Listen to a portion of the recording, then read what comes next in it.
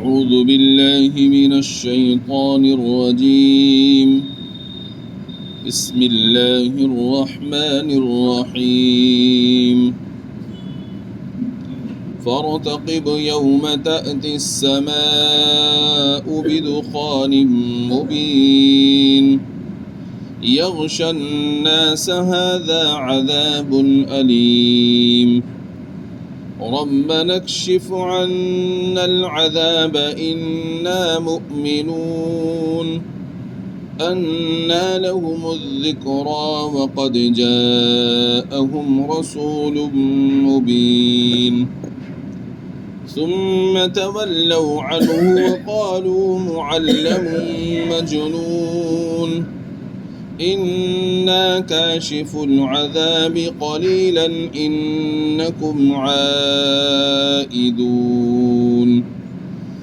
يوم نبطش البطشة الكبرى إنا منتقمون. صدق الله العظيم. فارتقب يوم تأتي السماء بدخان مبين، لہذا انتظار کیجیے اس دن کا جس دن آسمان واضح دھواں لے کر آئے گا. یغشی الناس ھذا عذاب علیم، جو ان سب لوگوں پر عام ہو جائے گا، یہ ایک دردناک سزا ہے. ربنا اکشف عنا العذاب انا مؤمنون، وہ لوگ کہیں گے ہمارے رب ہم سے اس مصیبت کو دور کر دیجئے، ہم ضرور ایمان لے آئیں گے. انا لهم الذکریٰ وقد جاءهم رسول مبین، ان لوگوں کو اس سے کب نصیحت ہوتی ہے جبکہ ان کے پاس میں ایک ایسا پیغمبر آیا جو واضح کرنے والا ہے، کھول کر ہر ایک کو بیان کرنے والا ہے. ثم تولوا عنہ وقالوا معلم مجنون، پھر بھی یہ لوگ ان سے منہ موڑے رہے اور کہنے لگے یہ تو سکھلایا ہوا اور دیوانہ ہے.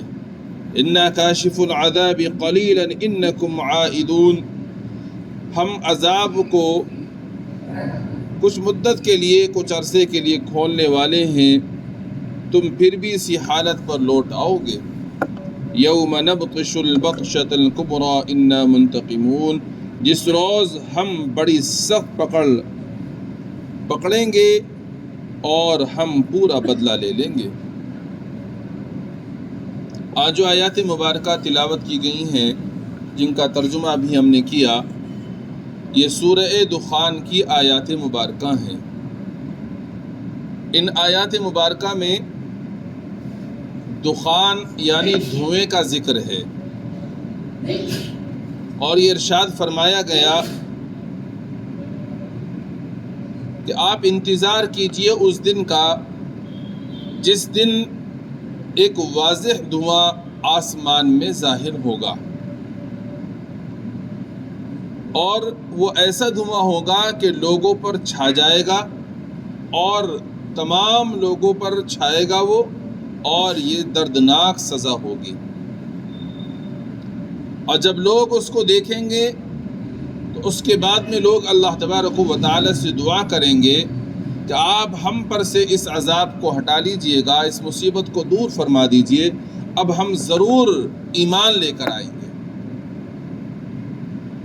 اب یہ جو اس میں ذکر فرمایا گیا ہے، اس کے بارے میں حضرات صحابہ رضوان اللہ تعالی علیہم اجمعین کے درمیان میں دو قول ہمیں ملتے ہیں. بعض صحابہ کرام فرماتے ہیں کہ یہاں جس دھوئیں کا ذکر ہے، اس سے مراد وہ دھواں ہے جو قیامت کے قریب ظاہر ہوگا.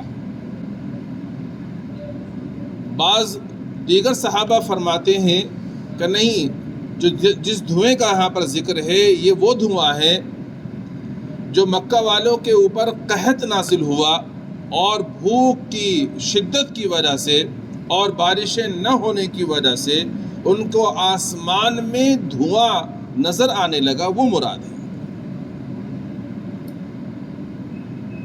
دونوں صحابہ کرام کے جو دو قول ہیں، دونوں کی احادیث سے ہمیں روایات ملتی ہیں۔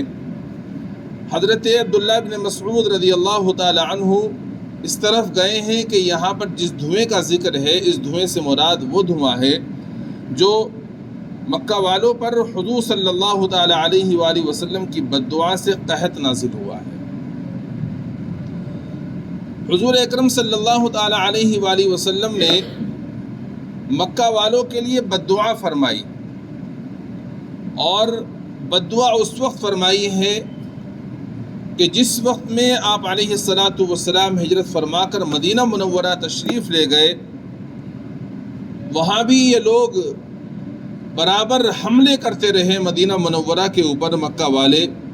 تو آپ علیہ السلام نے پھر اللہ تعالیٰ سے بد دعا فرمائی اور یہ کہا دعا میں کہ اللہ آپ مکہ والوں پر قحط نازل فرما، ایسا قحط جیسا کہ یوسف علیہ السلام کے زمانے میں قحط نازل ہوا تھا۔ اللہ تبارک و تعالیٰ نے حضور صلی اللہ علیہ وسلم کی دعا کو قبول فرمایا اور ان کے اوپر قحط نازل ہوا، اور قحط ایسا زبردست تھا کہ کھانے پینے کی اشیاء ختم ہو گئیں اور لوگ چمڑا کھانے لگے، مردار کھانے لگے اور ہڈیاں پیس پیس کر اس کو کھانے لگے۔ اتنا پیاس کی شدت اور بھوک نے ان کو اتنا بیتاب کر دیا کہ لوگ مرنے بھی لگے۔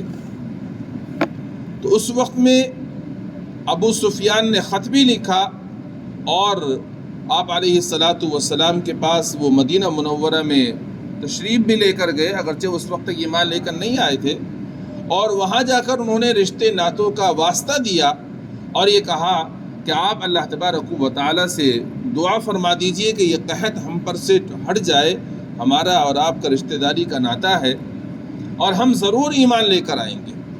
تو آپ علیہ السلام نے اللہ تبارک و تعالیٰ کی بارگاہ میں دعا فرمائی، آپ کی دعا سے وہ قحط ان کے اوپر سے دور ہو گیا، وہ قحط ختم ہو گیا۔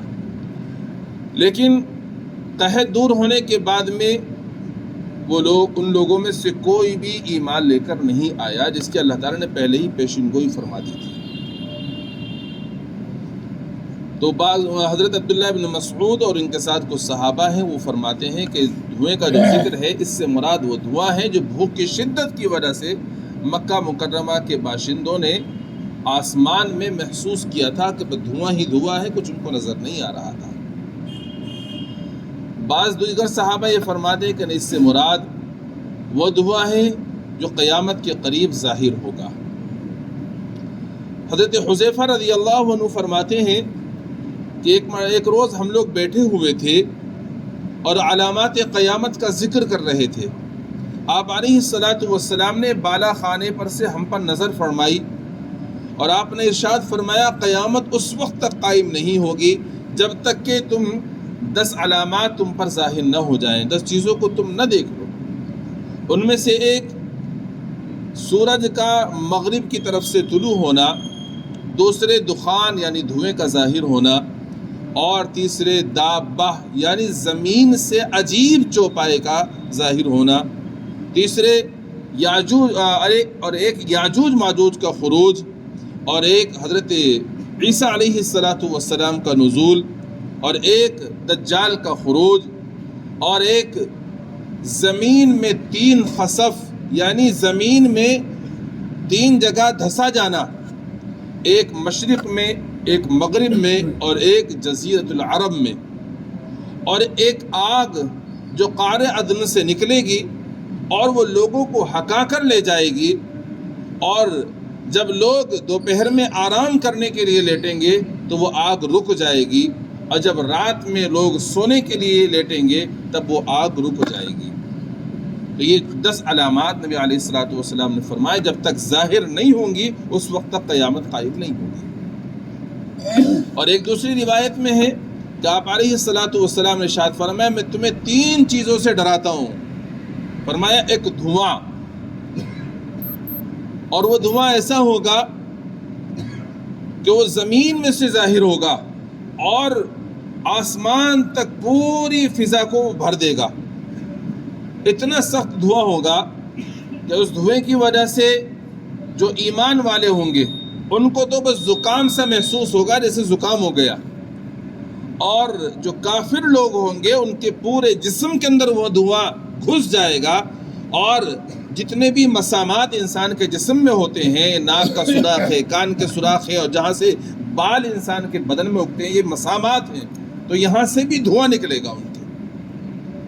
اور دوسرے فرمایا دابہ یعنی زمین کا چوپایا، جو زمین سے عجیب چوپایا نکلے گا، اور تیسرے فرمایا دجال کا خروج۔ یہ تین چیزوں سے فرمایا میں تمہیں خبردار کرتا ہوں۔ تو یہ اس طرح کی روایات حضرات صحابہ سے علماء مفسرین نے کتابوں کے اندر لکھی ہیں۔ اب اس میں تطبیق کی یہ صورت لکھی گئی ہے کہ قرآن کریم کے اندر جس دھوئیں کا ذکر ہے، اس دھوئیں سے مراد وہ دھواں ہے جو مکہ والوں نے قحط کے زمانے میں دیکھ لیا ہے، اور دوسرا دھواں جس کا ذکر احادیث مبارکہ کے اندر ملتا ہے، اس سے مراد وہ دھواں ہے جو قیامت کے قریب ظاہر ہوگا، اور وہ ایسا سخت دھواں ہوگا کہ جس سے مومنوں کو تو زکام سا محسوس ہوگا، اور کافر لوگوں کے جسم میں وہ داخل ہو کر ایک ایک مسامات سے وہ باہر کو نکلے گا۔ اتنا سخت ترین وہ دھواں ہوگا۔ یہ تطبیق کی صورت علماء نے بیان فرمائی ہے۔ واللہ عالم، اللہ تعالیٰ ہی بہتر جانتے ہیں کہ اس سے مراد کون سا دھواں ہے۔ جو مفسرین علیہ الرحمہ نے لکھا ہے وہ میں نے آپ سے ذکر کر دیا۔ فرمایا اچھا، اللہ تبارک و تعالیٰ کی ایک سنت ہے، طریقہ ہے اللہ تعالیٰ کا، قرآن میں سورہ اعراف میں اس کو بیان کیا گیا۔ اللہ تعالیٰ جب کسی بستی والوں میں کسی پیغمبر کو بھیجتے ہیں تو اس بستی والوں کو اللہ تبارک و تعالیٰ قحط وغیرہ میں، بھوک اور محتاجی میں مبتلا کرتے ہیں تاکہ وہ ڈھیلے پڑ جائیں۔ تو اللہ تبارک و تعالیٰ نے اپنی اس سنت پر عمل کرتے ہوئے مکہ والوں پر بھی قحط نازل فرمایا، اور ایسا قحط نازل ہوا کہ بھوک کی شدت سے وہ بیتاب ہو گئے، پریشان ہو گئے۔ اسی کا ذکر یہاں پر ہے۔ فرمایا فَارْتَقِبْ يَوْمَ تَأْتِي السَّمَاءُ بِدُخَانٍ مُبِينٍ، آپ انتظار کیجئے اس دن کا جس دن آسمان واضح دھواں لے کر نمودار ہوگا۔ یعنی پہلے ہی پیشین گوئی فرمائی جا رہی ہے۔ یہ جو سورہ مبارکہ ہے یہ ہجرت سے پہلے نازل ہوئی ہے، اور مکی دور کے اس زمانے میں نازل ہوئی جو درمیانی زمانہ ہے مکہ کا، اس زمانے میں اس کا نزول ہوا ہے۔ اس وقت میں اللہ تعالیٰ یہ پیشین گوئی فرما رہے ہیں، اور اس کا ظہور کب ہو رہا ہے، یہ واقعہ کب بن رہی ہے، جب آپ ہجرت فرما کر مدینہ منورہ تشریف لے گئے کئی سال کے بعد میں۔ اور ایسا ہوتا ہے کہ ایک پیشین گوئی فرمائی جاتی ہے، اس کا ظہور کبھی کا کبھی ہوتا ہے۔ قرآن کریم کے اندر اللہ تعالیٰ نے روم کے غلبے کا تذکرہ فرمایا کہ روم پر غلبہ مسلمانوں کو حاصل ہوگا، رومی مغلوب ہوں گے۔ اب یہ ایک پیشین گوئی اللہ تعالیٰ نے فرمائی، 7 سال بعد جا کے ظاہر ہوئی ہے۔ ایسا ہوتا ہے، ایک پیشین گوئی فرمائی جاتی ہے اور اس کا ظہور کبھی کا کبھی ہوتا ہے۔ تو اس طرح سے اللہ تعالیٰ نے یہاں پر پیشین گوئی فرمائی ہے، لیکن اس کا واقعہ کب بنی ہے، کئی سال بعد جا کر واقعہ بنی ہے۔ تو فرمایا فَارْتَقِبْ يَوْمَ تَأْتِي السَّمَاءُ بِدُخَانٍ مُبِينٍ، انتظار کیجئے اس دن کا جس دن آسمان واضح دھواں لے کر نمودار ہوگا، یغش الناس، تمام لوگوں پر وہ چھا جائے گا، ھذا عذاب علیم، یہ ایک دردناک عذاب ہوگا۔ ربنا اکشف عنا العذاب انا مؤمنون، اس کو دیکھ کر کافر لوگ یہ کہیں گے، مصیبت زدہ لوگ یہ کہیں گے کہ ہم سے اس عذاب کو دور کر دیجئے، ہم ضرور ایمان لے کر آئیں گے۔ تو یہ واقعہ بنی جب قحط نازل ہوا مکہ مکرمہ پر، مکہ والوں پر، تو ہر ایک اس قحط سے متاثر ہوا، اور بھوک کی شدت اور بیتابی کی وجہ سے جب وہ آسمان میں نگاہ اٹھا کر دیکھ رہے ہیں تو ان کو آسمان میں دھواں ہی دھواں نظر آ رہا ہے۔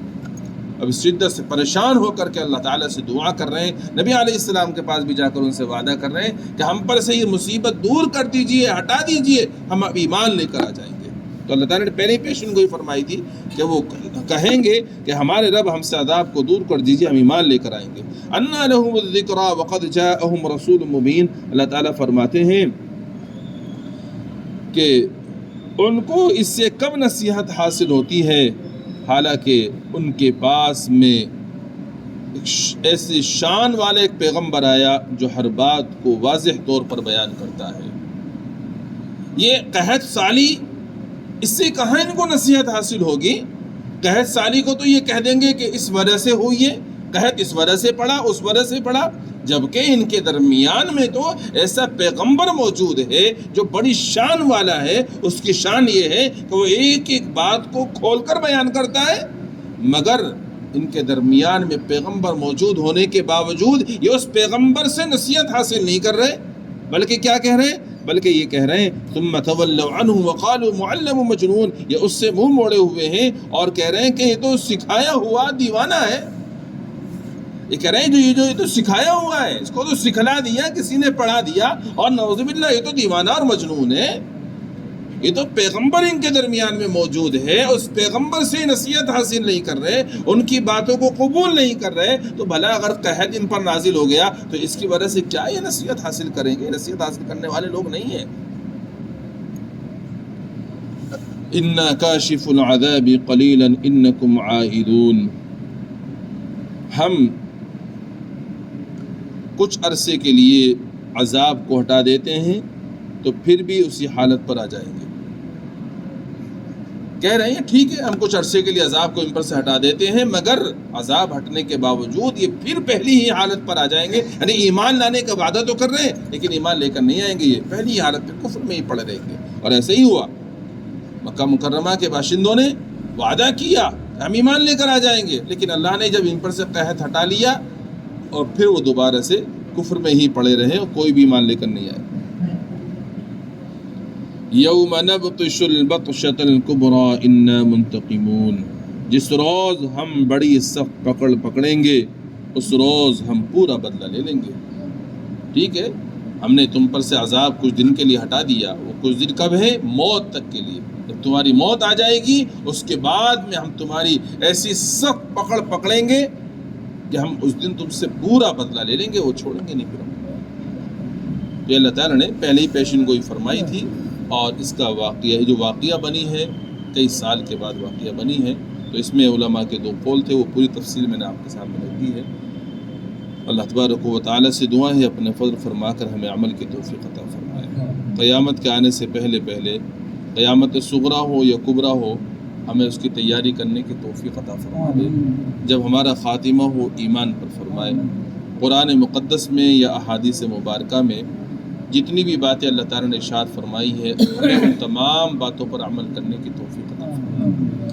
سبحان اللہ بحمدہ، سبحانک اللہم بحمدک، ونشہد ان لا الہ الا انت، نستغفرک ونتوب الیک۔